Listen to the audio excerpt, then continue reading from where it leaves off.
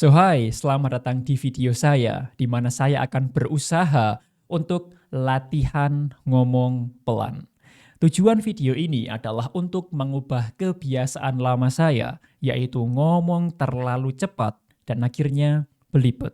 Karena saya paham, semua bisa karena terbiasa. Kalau saya ingin ngomong pelan, saya harus terbiasa ngomong pelan. Maka dari itu, saya membuat video ini untuk tempat atau wadah sebagai latihan dalam berbicara pelan. Dan sama seperti video lainnya, saya akan berlatih menggunakan metode yang sama, yaitu membaca buku, membuka mulut selebar-lebarnya, dan juga membaca menggunakan volume yang tinggi. Dan di akhir sesi, saya akan mencoba untuk menjawab pertanyaan yang seringkali ditanyakan oleh audiens saya di DM saya.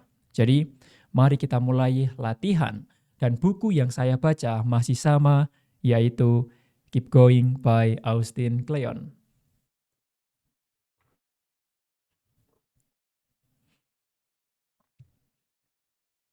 Sehari demi sehari, tak satu pun dari kita tahu apa yang akan terjadi. Jangan habiskan waktu mencemaskannya. Ciptakan hal terindah yang kamu bisa. Coba lakukan itu setiap hari, itu saja. Setiap kali seorang mulai berbicara tentang perjalanan kreatif, aku memutar bola mataku. Hal itu terdengar terlalu angkuh bagiku, terlalu heroik. Satu-satunya perjalanan kreatif yang tampak ku tempuh adalah perjalanan bolak-balik sejauh 3 meter dari pintu belakang rumahku ke studio garasiku. Setiap hari diciptakan dari awal. Menciptakan rutinitas harian. Mengandalkan pada kerajinan tangan dan rutinitas terdengar jauh kurang seksi dari menjadi seorang jenius artistik. Namun, itu merupakan strategi hebat agar tidak menjadi sinting. Akan ada hari-hari baik dan akan ada hari-hari buruk. Hari-hari ketika kamu merasa terinspirasi dan hari-hari ketika kamu merasa ingin melompat dari jembatan. Dan hari-hari ketika kamu tidak bisa membedakan antara keduanya, hari buruk atau hari baik. Rutinitas harian akan membantumu melewatkan hari dan memanfaatkannya sebaik mungkin. Sebuah jadwal menghindarkan kita dari kekacauan dan ketidakpastian. Tulis Annie Dillard. Ia merupakan jangkar untuk menangkap hari-hari. Ketika kamu tidak tahu apa yang mesti dilakukan selanjutnya, rutinitasmulah yang akan memberitahumu. Rutinitas harian akan membantumu melewatkan hari dan memanfaatkannya sebaik mungkin. Sebuah jadwal menghindarkan kita dari kekacauan dan ketidakpastian. Tulis Annie Dillard. Ia merupakan jangkar untuk menangkap hari-hari. Ketika kamu tidak tahu apa yang mesti dilakukan selanjutnya, rutinitasmulah yang akan memberitahumu. Ketika kamu tidak memiliki banyak waktu, rutinitas akan membantumu memanfaatkan waktu terbatas yang kamu miliki. Ketika kamu memiliki banyak kelonggaran waktu, rutinitas membantumu memastikan kamu tidak menyia-nyiakannya. Aku menulis selagi menekuni pekerjaan kantoran, menulis purna waktu dari rumah, dan menulis selagi mengurusi anak-anak kecil. Rahasia untuk menulis dengan semua kondisi itu adalah dengan memiliki sebuah jadwal dan juga menepatinya. Dan itu adalah definisi sukses saya, yaitu memiliki jadwal, memiliki rutinitas, dan menepati rutinitas tersebut. Tidak hanya menulis to-do list 1, 2, 3, tapi membiarkannya saja. Tidak seperti itu. Tetapi kita menetapkan to-do list apa yang harus kita lakukan di hari esok, atau minggu depan, atau bulan depan. Lalu menepati rencana tersebut. Karena rencana tidak akan bekerja dengan sendirinya. Jadi Anda yang harus ambil aksi. Setiap hari dengarkan sejumlah lagu. Baca puisi yang bagus, lihat lukisan yang indah, ucapkan beberapa kata bijak Goethe. Dalam bukunya Daily Rituals, Mason Carey mengelompokkan rutinitas harian dari 161 individu kreatif. Saat mereka bangun, saat mereka bekerja, apa yang mereka makan, apa yang mereka minum, bagaimana mereka mengulur waktu, dan lebih banyak lagi. Karyanya merupakan sebuah kolase liar dari perilaku manusia. Membaca tentang kebiasaan seorang penulis saja bagaikan mengunjungi sebuah kebun binatang bagi manusia. Kafka menulis hingga tengah malam, sementara keluarganya tertidur pulas. Platt menulis di pagi hari sebelum anak-anaknya terbangun. Balzac menenggak 50 cangkir kopi setiap harinya. Goethe mengendus apel-apel busuk. Steinbeck harus meraut 12 batang pensil sebelum mulai bekerja.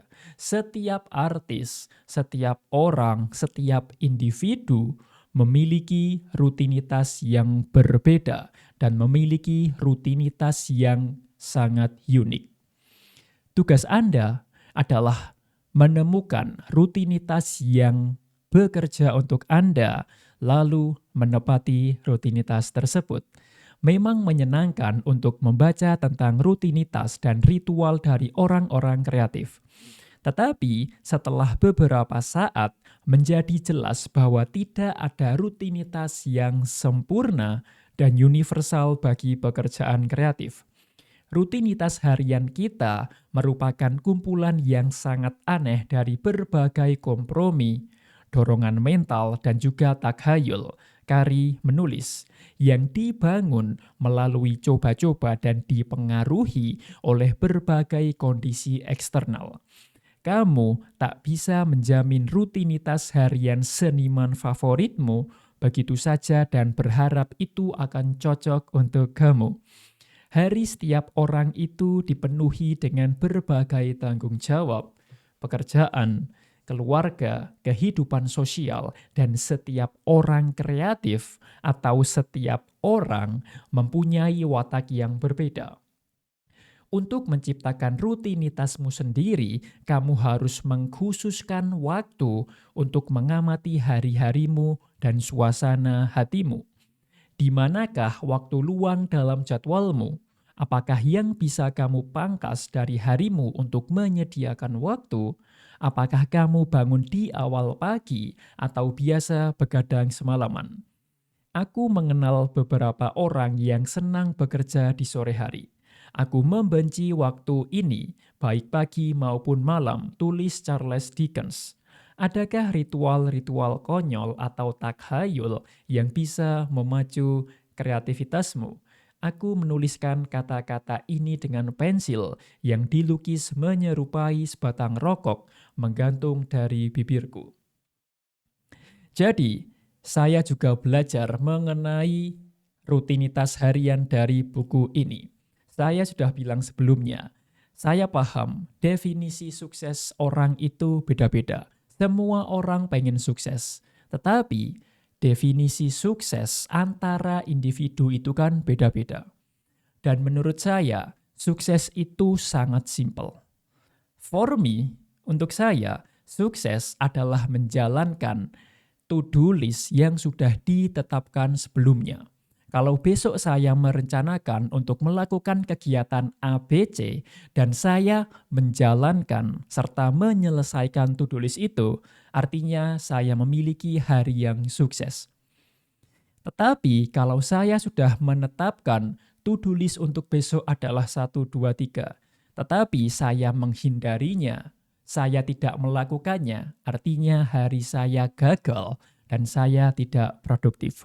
Sangat simpel, sangat sederhana, tapi saya yakin ini bisa membantu saya untuk maju lebih lama, maju lebih cepat untuk jangka waktu yang lama. Dan saya juga belajar mengenai rutinitas harian. Rutinitas akan membantu kita untuk memanfaatkan atau memaksimalkan waktu yang kita punya. Kalau kita hanya punya waktu yang sedikit, rutinitas akan membantu kita untuk memaksimalkan waktu yang sedikit itu. Kalau kita punya waktu yang banyak, rutinitas akan memastikan kita agar tidak menyia-nyiakan waktu tersebut. Jadi, ini adalah latihan yang saya gunakan untuk menghapus kebiasaan lama saya, yaitu ngomong terlalu cepat. Metodenya sangat simpel. Membaca buku, membuka mulut selebar-lebarnya, dan juga membaca menggunakan volume yang keras. Dan seperti yang sudah saya katakan sebelumnya, di akhir sesi saya akan menjawab pertanyaan yang sering ditanyakan oleh audiens saya di DM Instagram. Pertanyaannya adalah gimana cara cuan di Instagram. Dan Anda harus paham, hal terbaik atau salah satu hal terbaik dari profesi konten kreator adalah kita memiliki sumber income yang cukup banyak. Tidak hanya bergantung pada satu jenis saja. Tetapi kita bisa memanfaatkan, kita bisa menggunakan cara yang cukup banyak untuk bisa menghasilkan uang di Instagram, sosial media, maupun internet. Dan ini adalah beberapa cara yang paling umum untuk bisa menghasilkan uang di Instagram. Yang pertama adalah affiliate marketing. Affiliate sederhananya adalah Anda menjualkan produk orang lain. Dan ketika ada penjualan, Anda akan mendapatkan komisi. Dan jumlah komisi ini tentunya bisa berbeda-beda. Ada yang 2%, ada yang 5%, ada yang 10%, dan lebih besar lagi. Dan cara kedua adalah endorse atau paid promote. Simpelnya Anda dibayar oleh individu, oleh perusahaan, atau oleh pihak lainnya untuk mengiklankan mereka. Anda bisa posting melalui story, konten Anda yang mempromosikan pihak tersebut. Dan yang ketiga adalah brand deals atau kerja sama brand. Anda menjalin sebuah hubungan atau kesepakatan dengan sebuah brand atau perusahaan. Anda bisa menjadi partner mereka, Anda bisa menjadi brand ambassador, dan lain sebagainya. Dan yang keempat adalah menjual produk sendiri. Produk ini bisa dibagi menjadi dua hal. Yang pertama adalah produk fisik, dan yang kedua adalah produk digital. Dan favorit saya adalah produk digital. Karena produk digital memiliki banyak sekali keuntungan, mulai dari biaya pembuatan yang sangat rendah, nilai untung yang sangat tinggi atau marginnya sangat tebal, pengiriman yang instan, dan juga bisa dibuat sekali lalu dijual berkali-kali. Ketika Anda punya produk digital, Anda bisa menjualnya berkali-kali, bisa ratusan kali, ribuan kali, atau bahkan puluhan ribu kali, tergantung dari marketing Anda. Kalau marketing Anda lancar, maka penjualannya juga bisa banyak.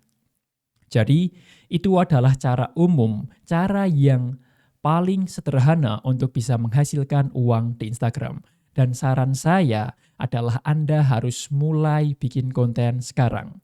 Karena untuk bisa monetisasi atau menghasilkan uang di Instagram, Anda harus bikin konten terlebih dahulu. Anda harus punya follower dulu, atau Anda harus punya audiens terlebih dahulu. Tanpa konten, Anda tidak dapat views. Tanpa konten, Anda tidak akan mendapatkan followers. Dan tanpa followers atau tanpa audiens, Anda juga tidak bisa monetisasi Instagram.